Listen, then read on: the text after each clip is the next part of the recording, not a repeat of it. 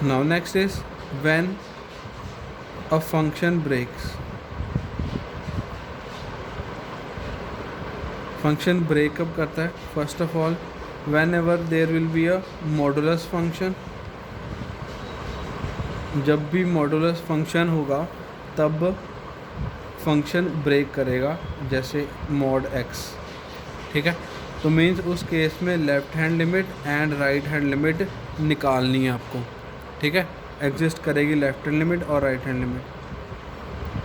Second is greatest integer function. ये हम कर चुके हैं +1 में जब हमने लिमिट्स एंड डेरिवेटिव्स किया था। ठीक है, तो ये होता है ग्रेटेस्ट इंटीजर फंक्शन। इसका एक क्वेश्चन मैं आपको करवाऊंगा।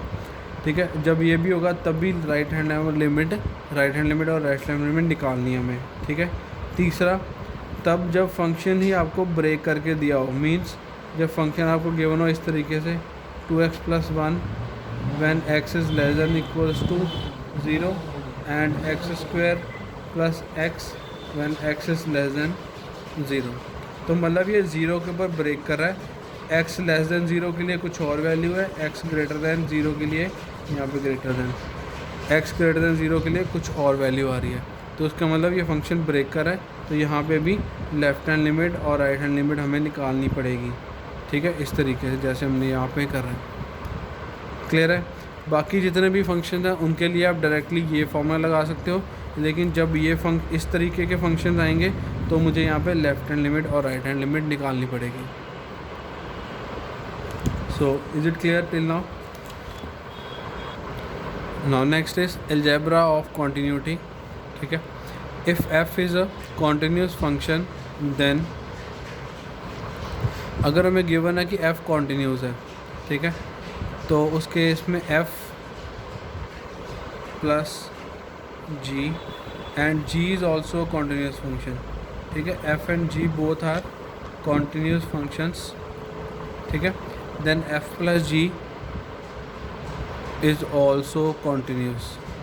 मतलब दो अगर कॉन्टीन्यूस फंक्शंस का सम किया जा रहा है तो वो सम भी कॉन्टीन्यूस होगा। सिमिलरली अगर दोनों फंक्शंस कॉन्टीन्यूस फंक्शंस को सब्ट्रैक्ट किया जा रहा है तो उनका जो सब्ट्रैक्शन है वो भी कॉन्टीन्यूस ही होगा। ठीक है, second f × g is also continuous, मतलब इनका प्रोडक्ट भी कॉन्टीन्यूस रहेगा। Similarly f / g is also continuous, मतलब कॉन्टीन्यूस फंक्शन का डिवीजन भी कॉन्टीन्यूस रहेगा, बट इस केस में g(a) should not be equal to 0, क्योंकि डिनोमिनेटर में है तो ये डिनोमिनेटर वाली टर्म है वो 0 नहीं होनी चाहिए। अगर ये 0 हो जाती है तो ये इन्फिनिटी बन जाएगा और ये एग्जिस्ट नहीं करेगा। ठीक है, नेक्स्ट 4th पॉइंट, अगर कोई कांस्टेंट फंक्शन को, कांस्टेंट नंबर को मैं किसी फंक्शन कॉन्टीन्यूस फंक्शन के साथ मल्टीप्लाई कर दूं तो वो भी कॉन्टीन्यूस ही रहेगा। ठीक है, constant multiply by some continuous function is also continuous. ठीक है, नेक्स्ट ऑल पॉलिनोमियल्स आर